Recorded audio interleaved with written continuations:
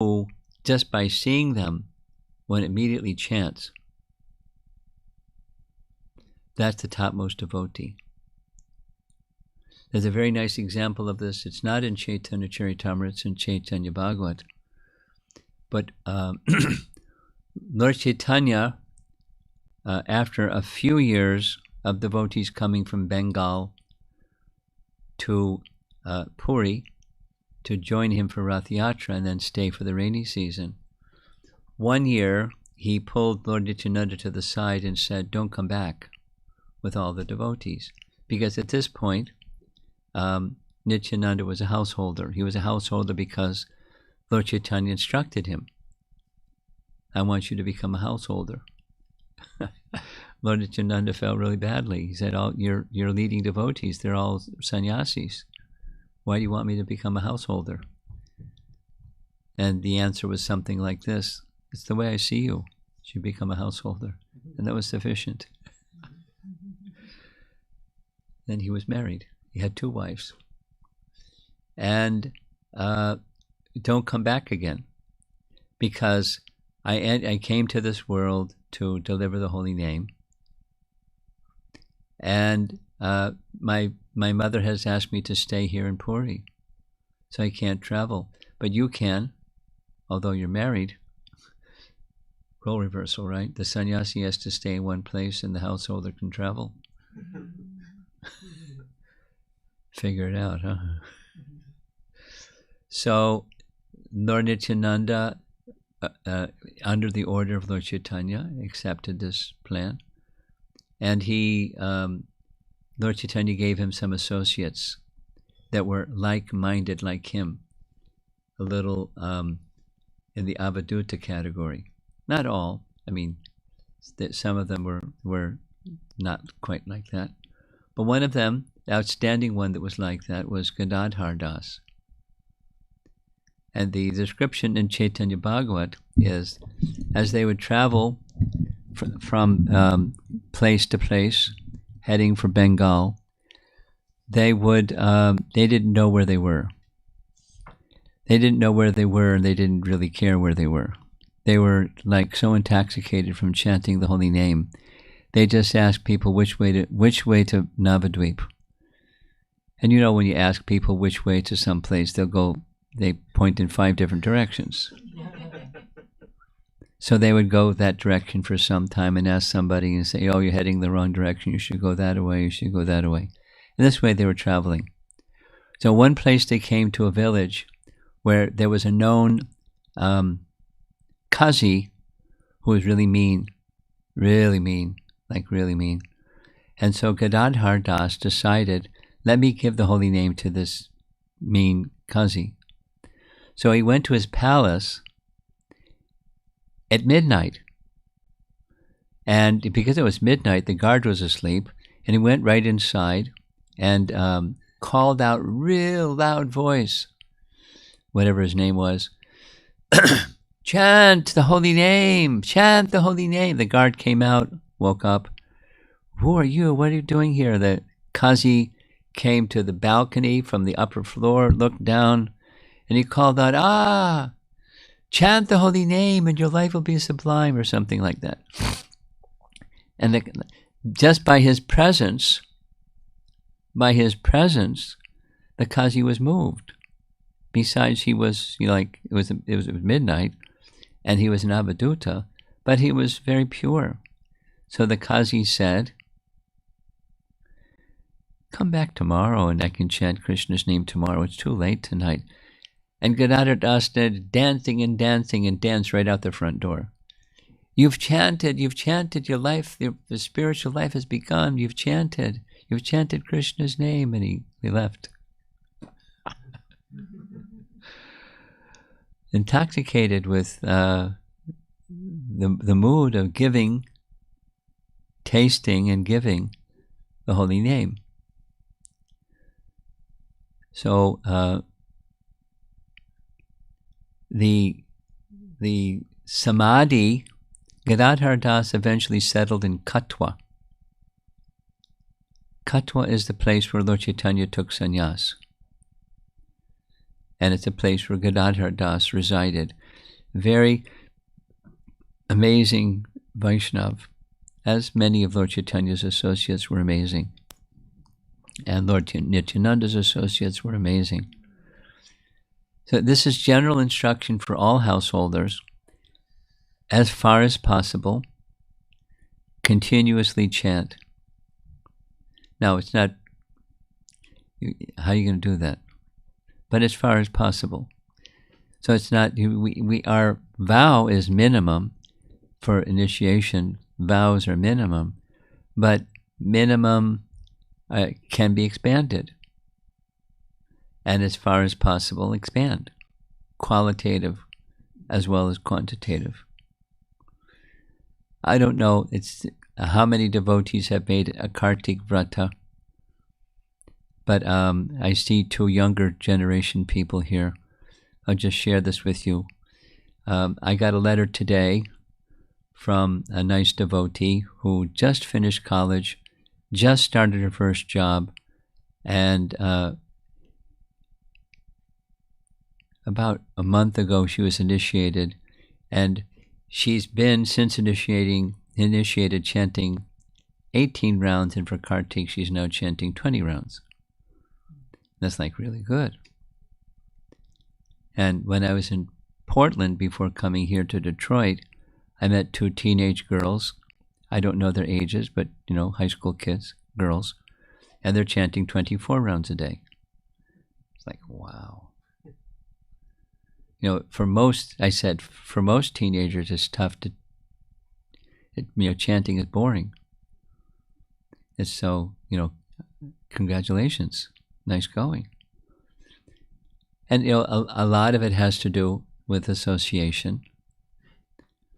This one girl, the first one I was speaking, she joins a call. The local leaders have a call, and the person that's leading that call for chanting is really enthusiastic. And it's the same thing in Portland. There's somebody that's leading a japa class every day. It's remote, it's virtual, but it's somehow meaningful. Whoop. And they're able to complete a good number of rounds every day. Now, it's not just like for these two teenage girls that are chanting 24 rounds that it's a Kartik Vrata. It's just something that they do because they like chanting along with their schoolwork and everything. It's not, that's unusual. It's wonderful. It's exceptional. But it's possible through association and, of course, some attraction, some kind of desire. So constantly chanting, or at least minimally regularly chanting, and serving the Vaishnavas. Or respecting means service. Serving the Vaishnavas means respecting them. Respecting them means service. So like sadhu sangha. Sadhu sangha doesn't just mean hanging out. I mean, there's hanging out, but really what sadhu sangha means is rendering service. When you're in the association of sadhus, you serve the sadhus. And then there are gradations of sadhus, and according to gradations, the service is what it is. It's with regard in one's heart towards that person, and you do meaningful things for that person. Because they're worthy of respect and regard. Yeah. So that's a very nice teaching from Caitanya Charitamrita, specific for householders. There's many, many other ones, but I thought I would spend some time this evening speaking about this little section. And you have a whole... Are you familiar already with Caitanya Charitamrita? Somewhat? I had some classes. Okay. There's a whole new set of names In my experience, as you know, I'm an American-born person that knows nothing about nothing. So, hearing names from Krishna's pastimes, it took a while. Hearing names from Caitanya Charitamrita took another while. And, then Ramayana is a whole other set of names. Just before coming here, I was in Portland, and I spent 2 weeks covering personalities from Ramayana. And one American devotee said, I can't listen because it's too confusing, all the names. I mean, I can get the gist. Can you just give the gist? Because the names are too confusing. It's a little bit of that in Caitanya Charitamrita, but once you become familiar with the names, the same with Ramayana, the personalities start to emerge from the book or from the narration. Like I used to struggle with, the two brothers, Vali and Sugriva. Who's who? When you become familiar with the narration, it's really clear who's who. But when you're just hearing it for the first time, okay, they're two brothers, they're Vanas. But personalities emerge, and same with Gaura Lila. The personalities emerge as you read. And there's a nice likeness between Gaura Lila and Krishna Lila, because the personalities in Gaura Lila are personalities in Krishna Lila. There may even be personalities that you don't know. Like, here's two examples. In Gaura Lila, there's a person that's not mentioned so much in Caitanya Charitamrita, but I'm familiar with this because we just spoke about it in the morning class, Vrkreshwara Pandit. Vrkreshwara Pandit is is Aniruddha in the chapter of Vyuha. Vasudev, Sankarshan, Pradumna, and Aniruddha. Vrkreshwara Pandit is Aniruddha. I mean, that means he's an important person in Gaura Lila, but he's hardly mentioned in Caitanya Charitamrita. But it's said in Krishnadas Kaviraj's Caitanya Charitamrita, Krishna entered his heart and caused him to be ecstatic in dancing for 3 days straight, 72 hours straight, not just dancing like kind of Fred Astaire dancing, but ecstatic dancing. Nobody here knows Fred Astaire. Somebody else that dances. Who's somebody else that dances? Michael Jackson, yeah. Michael Jackson can dance, pretty wild for, 15, 20 minutes. 72 hours. Non-stop. Aniruddha. And you hear more about Vrkreshwara Pandit, more about Vrkreshwara Pandit, and more about Vrkreshwara Pandit, and he starts to emerge as an important person, because he's an important person. Like that, there's some similarity. Here's another one. From even without Caitanya Charitamrita, because we're going to be discussing this tomorrow morning. One of the 6 Goswamis is Gopal Bhatta. Gopal Bhatta, that name you know. So Gopal Bhatta is in Krishna Lila, is one of the manjaris. But a manjari that, we're not familiar hearing the particular manjari's name.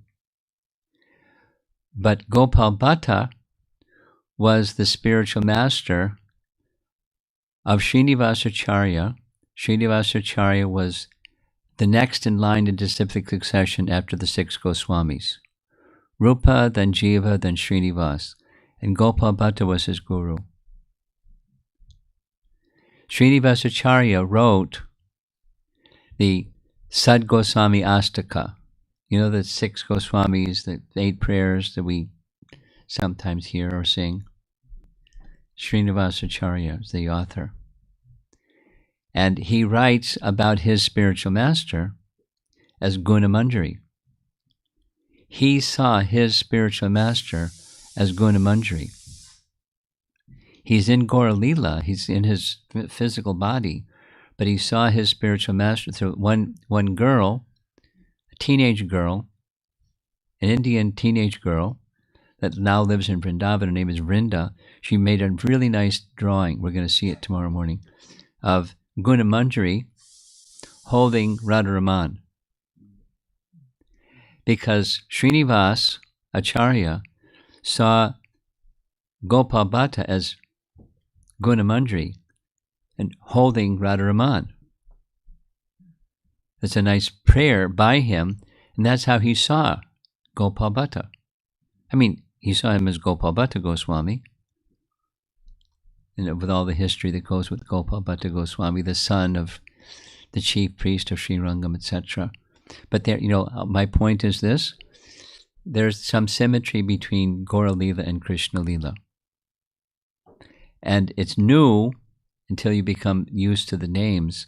And as you become used to the names, the personalities emerge. And it becomes, palpable and very, very sweet and charming. And then, the taste, the sweetness, the rasa, the flavor of the spiritual flavor of the pastime start to emerge as one becomes accustomed to hearing.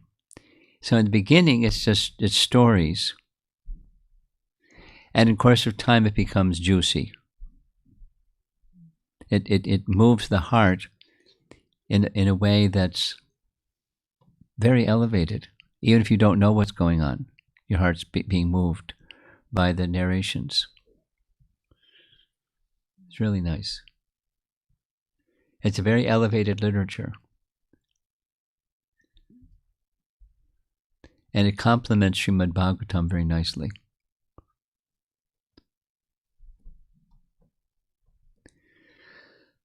Okay, so that's some talking. See if there's some discussion. And it can be off topic, it's quite okay, depending on what you'd like to discuss.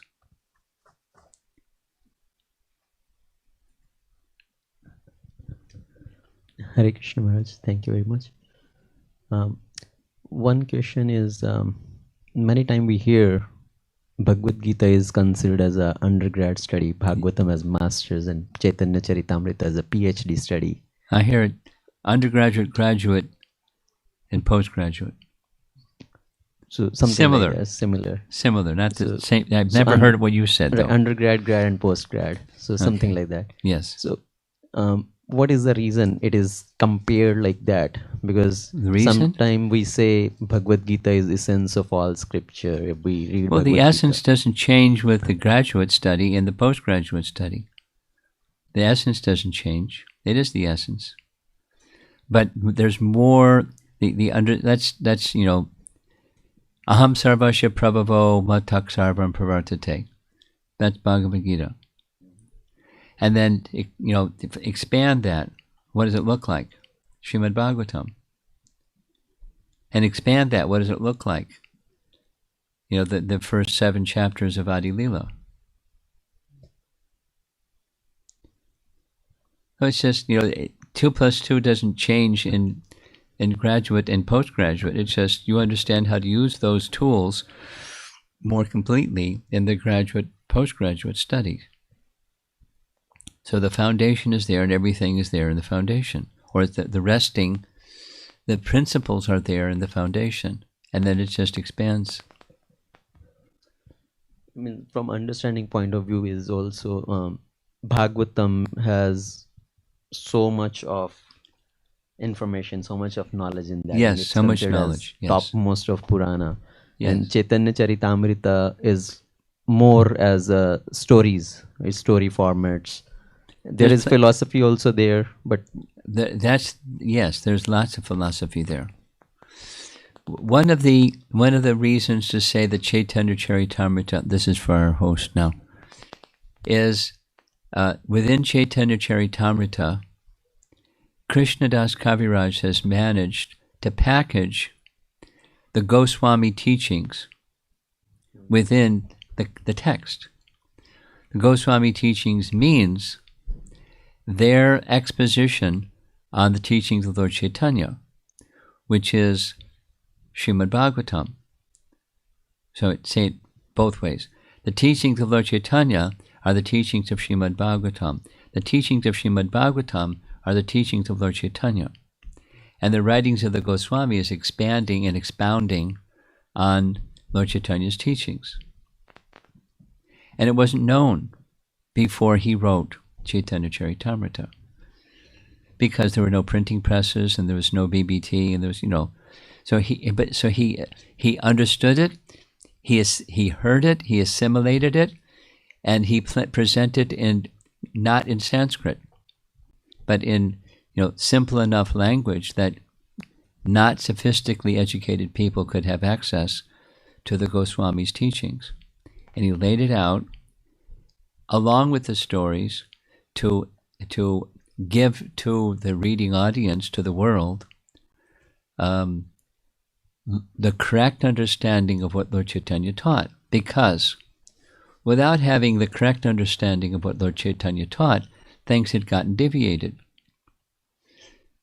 They persons would cherry pick things from here and there without, the sambandh again of Lord Chaitanya's teachings, and then go off this direction, go off that direction, and emphasize certain stories and so on.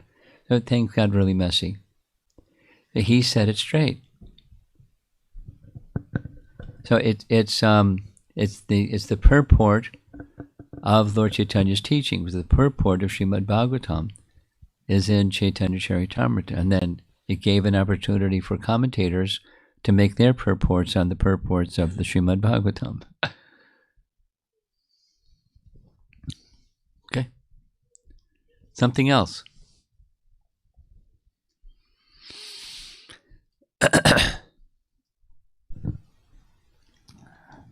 Hare Krishna Maharaj. Hare Krishna. Thank you very much. Might be a small tiny question, but I'm not clear what is meant by avaduta. What's the meaning? Meaning of avaduta. Avaduta. Avaduta means one who does not engage themselves according to social norms. Social norms? I mean, a really good example, kind of classic example, is Rishabdev. So he became an avaduta. You're familiar with Rishabdev, right? Yes, Maharaj. Okay, so he was a king, and he was like, as normal as you have to be a king. But when he turned over his kingdom to Bharat, he started moving away from social norms. Jad Bharat, 2 lifetimes later, became an avaduta. No regard for social norms. Perfectly conscious and Krishna conscious, but without regard for social norms. Customs, manners of speech, and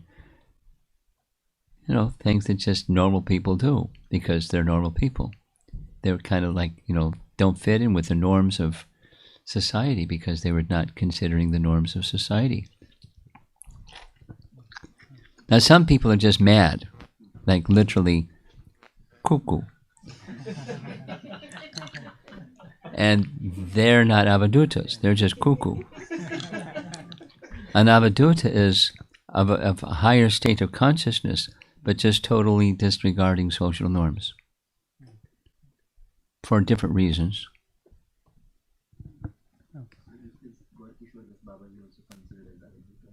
Not exactly. I mean, kind of, but not exactly.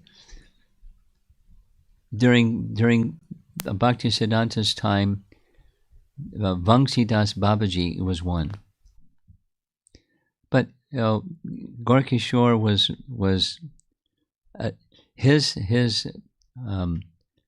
speciality was extreme renunciation personified. So he did things that were purposely against social norms because of his renunciation.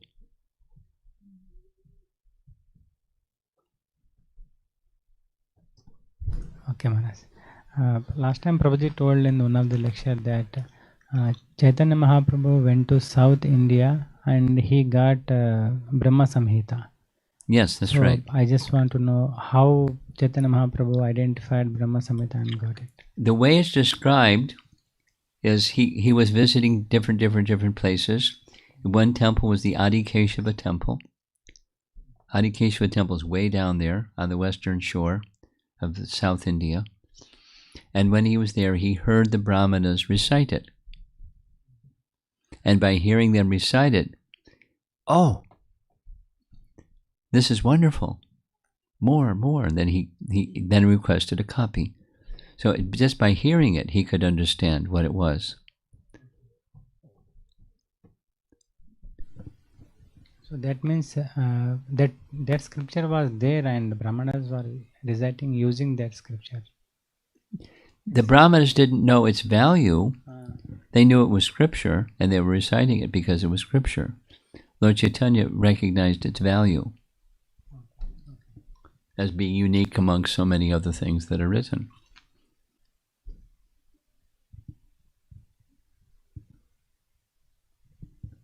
So Lord Chaitanya connected the Brahma Samhita to it is recited from Brahma in the Brahma Vimoha Leela from Krishna. That's what.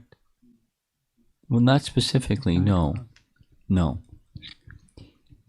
I mean, to making the connection with the Brahma Vimoha Leela was not part of what he's giving teachings. If you, I studied Brahma Samhita extensively. One of the reasons I studied it extensively is Bhaktisiddhanta made the commentary. And from the very first literature that I got as a college student, it was an essay by Bhaktisiddhanta. And I developed like this highest regard for Bhaktisiddhanta. So when I understood that he made a commentary on Brahma Samhita, and then I heard that there was a letter exchanged with Pradyumna that all my disciples should become very familiar with Brahma Samhita. That was it, pushed me over the edge. So I studied it carefully. So I'm very familiar with what's there. I can just in a nutshell say, before the Govindam prayers, there's a kind of high-level description of the process of creation, of what Brahma does, and what happens before Brahma does what Brahma does, and as he does, what happens. So the process of creation is identified that matches Srimad Bhagavatam. You know that because it's shorter, it doesn't have all the details that the Bhagavatam has, but the principles are really amazing. And then there's a section at the end. The section at the end is how this is really valuable for householders. How to engage in worldly affairs without losing your Krishna consciousness. Because for Brahma, he's now has all these high realizations, and there's no Krishna speaking to him with the understanding that he knows Brahma's doubt. This is Bhaktisiddhanta's commentary. Brahma has a doubt. If I go on and go ahead and do creation, it's all kinds of worldly stuff. When I start doing worldly stuff, I'm going to forget all these high realizations. So what do I do? Because I've got my duty. I can't neglect my duty. And if I do my duty, I'm going to forget my high realizations. The truths of the Vedas will become lost in dealing with the complexities of building universe. So there's an answer in 5 verses to that question. Important verses for everybody, but particularly important for householders that have worldly involvement. How to handle that and not lose connection with your higher purpose of life, besides the worldly purpose of life. So what's in knowledge and detachment is a big part of the Bhagavatam's teachings. It's right there in that last section. And devotional service is the means. Thank you, Guru. Okay. Last 5 verses which you mentioned, is it part of the program? Yeah. We generally read only the 5th chapter. That's all that's available. Right. So The other 9, is a detail. How Lord Chaitanya or how anyone came to know this, I don't know. But it's commonly understood. Brahma Samhita is chapter 5 of 100 verses of Brahma Samhita. And only chapter 5 is still existent. The other 99 chapters are unknown where they are. So what's in those other 99? You have to ask the person that has a copy. Nobody has a copy.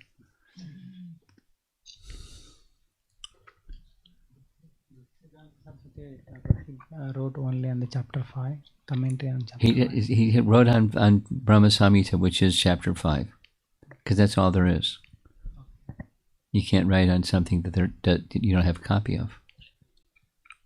But that's what Lord Chaitanya got, and Lord Chaitanya popularized it. Yeah. He made copies. He gave one to Ramananda Roy. He gave one to Swarup Damodar. No, excuse me, to Sarvabhauma Bhattacharya. And everyone know, hey, this is bona fide. So everybody started making copies and learning it. Jiva Goswami made a commentary in Sanskrit. Bhaktivinoda made a commentary on his commentary from Bengali. Bhaktisiddhanta made a commentary on his commentary and his commentary in English. So there's some symmetry with Jiva Goswami, Bhaktivinoda, Bhaktisiddhanta, and their commentaries. But prior to Jiva Goswami, there wasn't a commentary.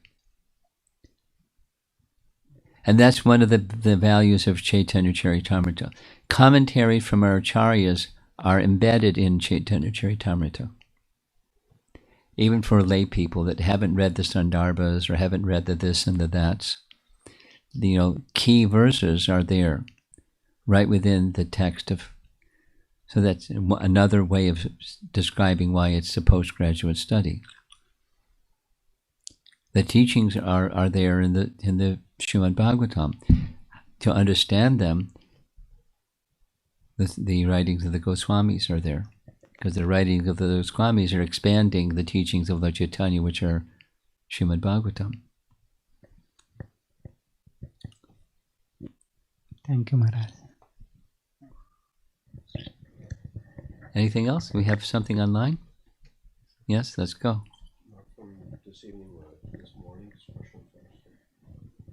Anything from this evening? Because we're going to go to morning questions.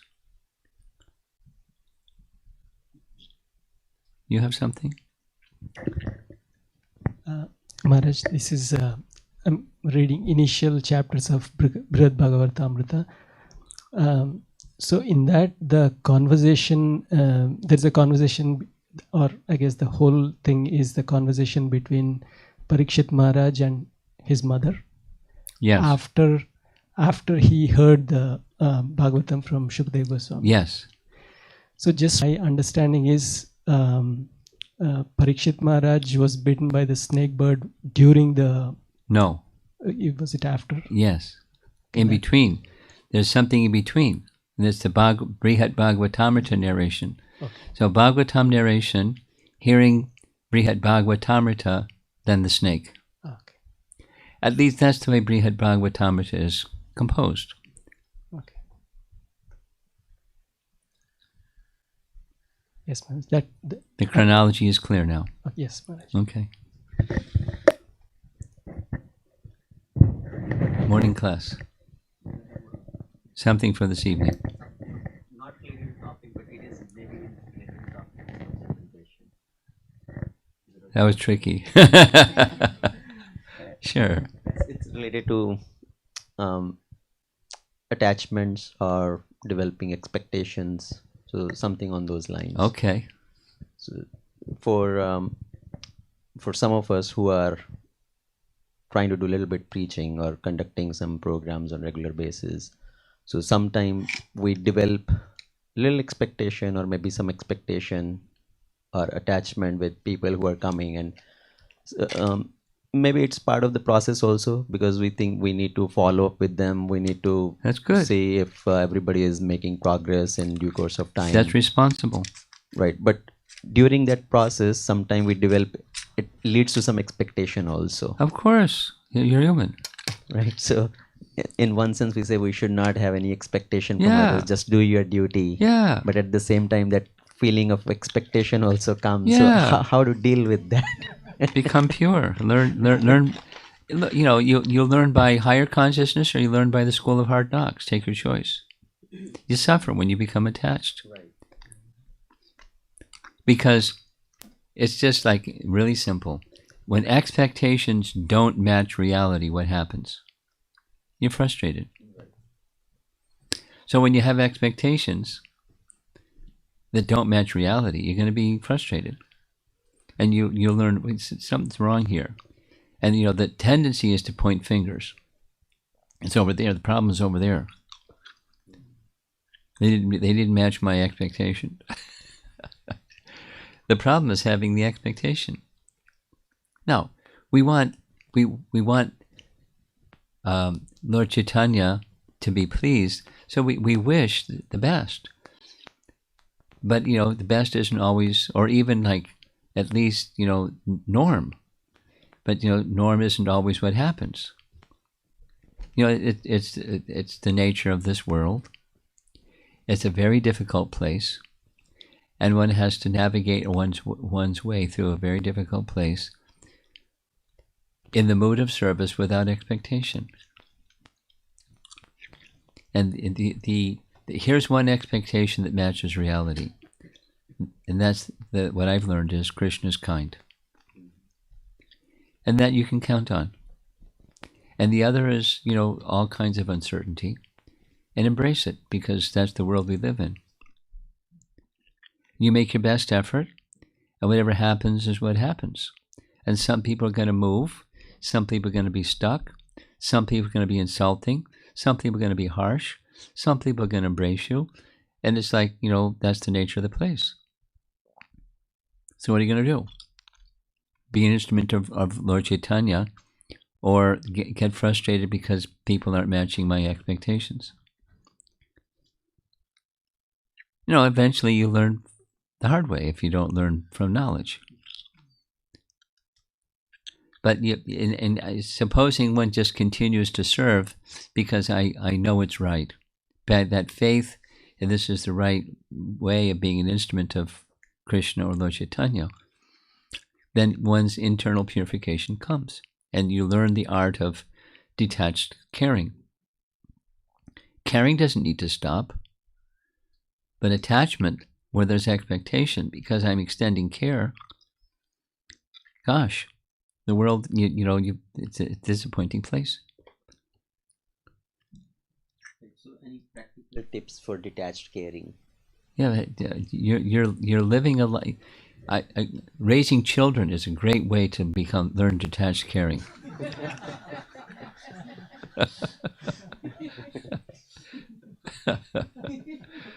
I mean, you have to let Chaitanya be Chaitanya. You may not want Chaitanya to be Chaitanya, but he's Chaitanya.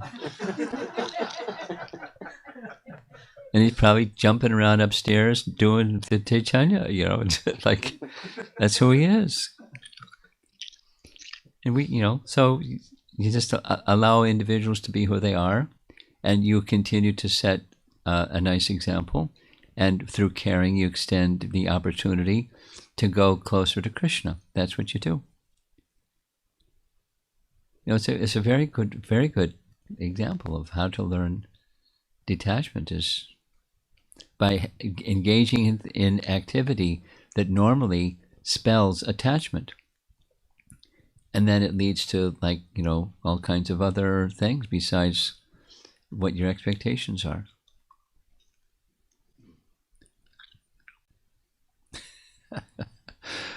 Or, become a teacher.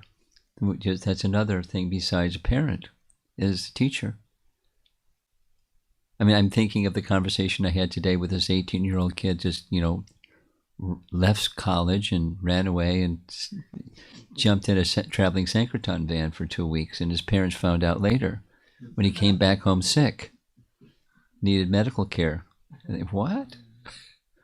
You what? Yeah, it was really great. I was having a great time. I was really happy. What about when you grow up and, you need... School. Yeah. So that is maybe one example of a detached caring. No, well, the Vedic model is that the child stays with the same teacher his whole life, the whole young adult life. That's the Vedic model.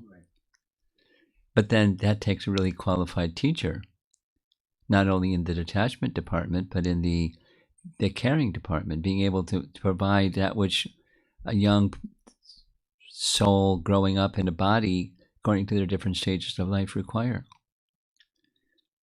The Vedic model is a much higher model in terms of giving and detachment, because they actually live in the home or the ashram of the guru.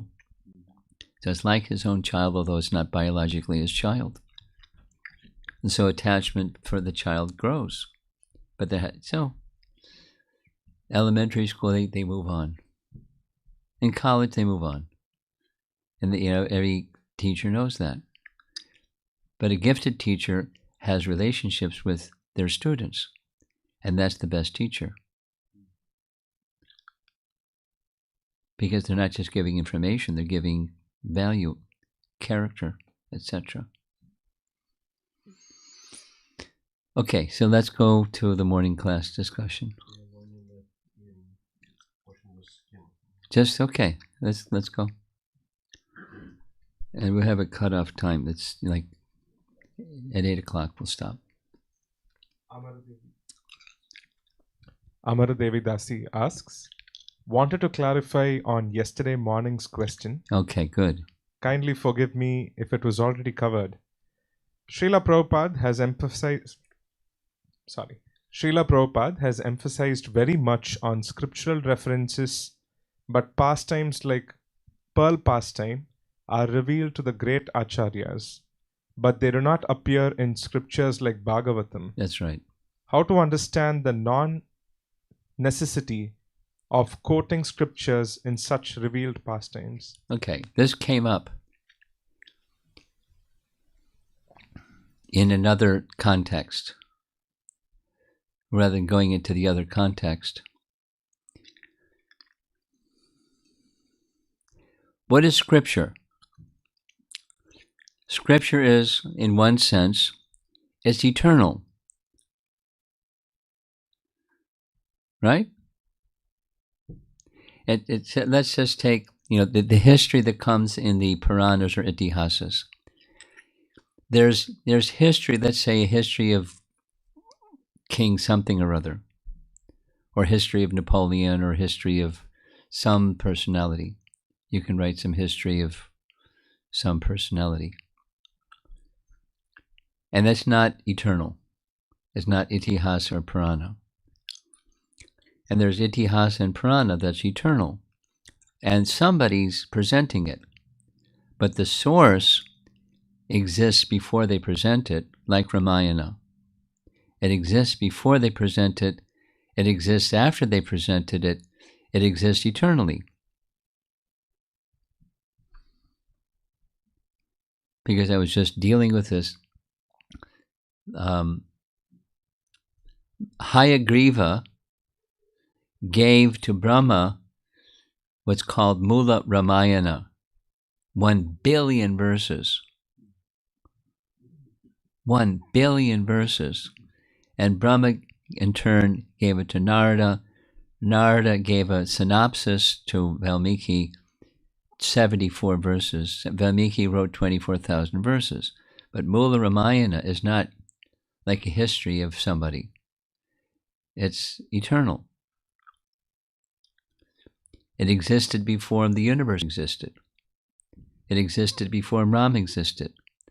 It's eternal. And there's that. So in somebody presented it. In this case, in our case, it's Valmiki. Then let's go to the Pearl Pastime, revealed by Raganath Das Goswami. Raganath Das Goswami is writing about a pastime that Krishna performed, and whatever Krishna does, whatever pastimes Krishna performs. The Bhagavatam has 18,000 verses. It's not 1 billion verses. Everything is not in Srimad Bhagavatam. So what's pastimes of Krishna that's not in Srimad Bhagavatam? Well, it depends on the source. If the source, because we have faith in Raghunath Das Goswami, for XYZ reasons, we can give the indication of what are those qualifications that have us invest faith in Raghunath Das Goswami to reveal pastimes of Krishna that are not in Srimad Bhagavatam. In one sense, it doesn't carry the same weight, because we place weight in that which is coming from Vyasadeva or coming from Valmiki Muni. Because when we speak of itihasas, there's the two persons, Mahabharata and Ramayana. They're in the category of itihasa. And it's not, histories of some king. It's eternal. Even before the Mahabharata happened, there was Mahabharata. Even before Ram's appearance, Ramayana is there. And during different days of Brahma, there's slight variations on those pastimes of Lord Ram and of the Pandavas, etc., and Krishna. But they're eternal. So what Raghunath Das is revealing is a pastime of Krishna that's eternal, even though it's not in the Srimad Bhagavatam. So we place weight on the writings of such personalities as Raghunath Das, or for that matter, Rupa Goswami, because what Rupa Goswami writes is in the same category. There's pastimes of Krishna that are not found in the Srimad Bhagavatam, and some of them are like really amazing. So the question she's asking is why do we place value, for what reason do we place value in those things? How do we understand those things if they're not in the Bhagavatam? Is that the question? They're coming from realized souls, as is Valmiki Ramayana, as is the literature of Vyasadeva. They're special category souls that exhibit the characteristics of a perfected soul, and we honor what they write as much as we honor what Valmiki and Vyasadeva write. Now, Vyasadeva and Valmiki are in their own special category for different reasons, but it's in a similar range of merit and validity. And that's our faith. But, to accept Mahabharata or Ramayana, or accept Vyasadeva and Valmiki, it requires faith. And faith that has some foundation. And what's the foundation?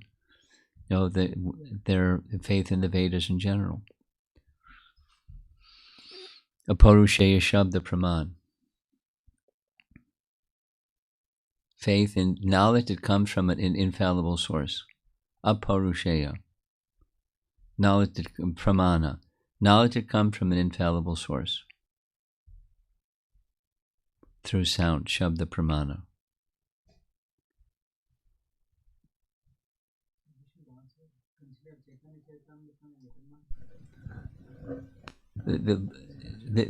Lord Chaitanya is eternal, and the pastimes of Lord Chaitanya are eternal, and they manifest and they may be unmanifest, but the pastimes are eternal. And the description of those pastimes are eternal. Yeah, Caitanya Charitamrita in its form, maybe different numbers of chapters and different texts and so forth and so on. But the teachings and Lord Chaitanya's life and precepts are eternal. Next. Question from Shalini Talwar. We say that the first festival was in Keturi. I knew she'd pick up on this. She's a very detailed person. Yes. But we also hear about Hridaya Chaitanya Das festival during Lord Chaitanya's time. Yeah. Was Hridaya Chaitanya's festival not the Gaura Purnima festival? I thought she'd pick up on that. For those of you that weren't attending the morning class, we spent some time discussing Gauridas Pandit, another name, in Gaura Leela. Gauridas Pandit had deep love for Lord Chaitanya, and details, and he had a disciple, Hridaya Chaitanya.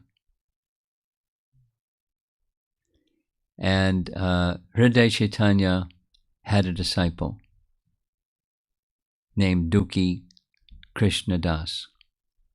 And Dukhi Krishna Das became Shyamananda, who we talked about this morning. So when Chaitanya, before he was Hridaya Chaitanya, he arranged a festival in honor of Lord Chaitanya. So she wants to know, was that a Gaur Purnima festival? Because we hear that the first Gaur Purnima festival was by Narottam Das Thakur in Katuri. And so, which was the first one? Or was the one that Chaitanya Das, after which he became known as Hridaya Chaitanya, was that a festival for Lord Chaitanya, or was it a Gaur Purnima festival?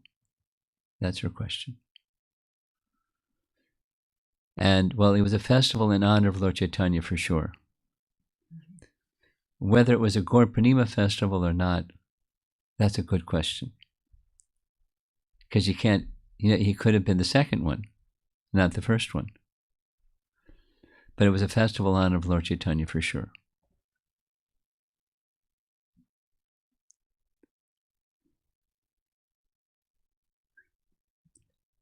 Because she's a very careful listener. I mean, all credit to how careful she listens. I'll do some further research, or if you can do some further research and see if you can come up with something that says that festival that Chaitanya Das held, was it a Gaur Purnima festival, number 2, or was it just a festival in honor of Lord Chaitanya? Go ahead. Because the first one was for sure, it says over and over. Narottam Das organized, Srinivasacharya installed deities and helped him organize the festival. It was a big deal. The first Gaur Purnima festival. Many sadhus came from all over the place. And it was a big festival. Now, second question.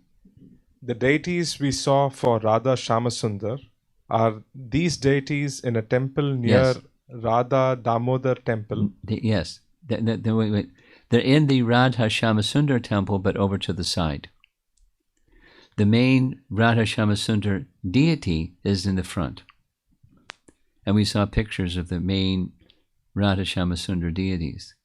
But the smaller deities that were given by Radharani to Shamnanda are on the altar over to the side. Maharaj, I have from yesterday evening's lecture. Okay, go ahead. You mentioned Krishna is not looking for what you're giving, but what you're holding. Prabhupada spoke like that. What you're holding back. What you're holding back. Could you elucidate on that a little further? It's just supposing you're a wealthy man and you give some wealth. That's nice. But what are you holding back?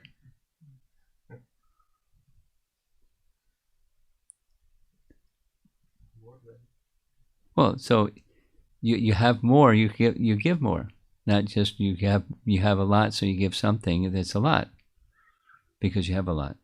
But what are you holding back?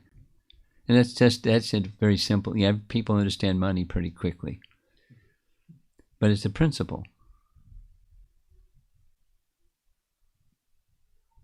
Okay. Anything else? Yes. Hare Krishna Guru Maharaj. Maharaj, we are doing Mahabharata reading, and in that today the Ekalavya's part came, like Ekalavya. So I was just like, I know you, before you mentioned about the Ekalavya, but because he was not accepted by Dronacharya before as a disciple. Was he trying to prove himself? No.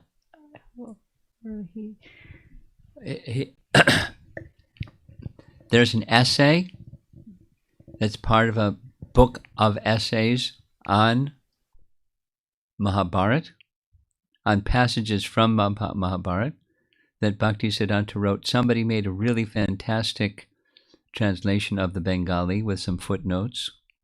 I don't know if the footnotes are theirs or Bhaktisiddhanta's footnotes, but I can share that article with you. You just have to remind me because I have too many things to remember.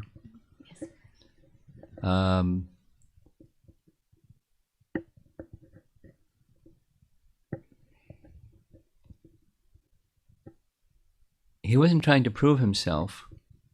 He was trying to get something. And since he didn't get in a way that was by submission, he got it in a different way. Yeah, because when we were reading, we were just in the discussion, it came that it is unfair, and why was he not taken by the spiritual master, by the Dronacharya? It is unfair, and I know I heard from the one of the. Well, it wasn't. One answer was his birth, but a more important answer was his quality. He wasn't fit.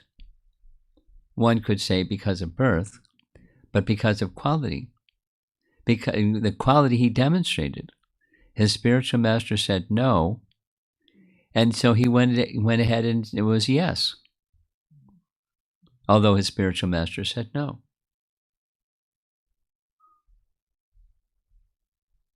So he wasn't submissive to his spiritual master. That was his quality. He just wanted something from him. He wasn't like wanted to serve him. He wanted something. That's it. So he wasn't qualified to receive skills,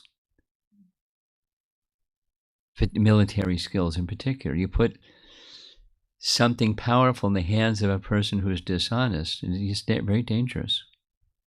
It's called technology. Put technology in the hands of someone whose heart is dirty. It's very dangerous.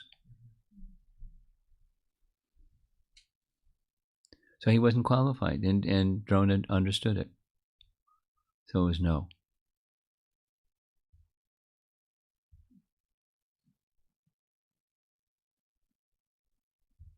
We're done. One more, and the last one, because it is 5 minutes after 8. This is from morning. So the deities of Radha, Radhakantha, maybe I missed this, Maharaj, but we talked about the deities being in Puri. How did they end up in Vrindavan? They're not. It's deities of the same name in two places. Okay. The deities in Puri are in Puri. The deities of the same name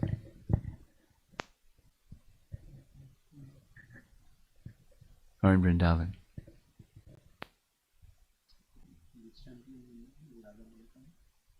Yeah. Rakreshwara Pandit had a little temple, and he named his deities Radha, Radhakantha.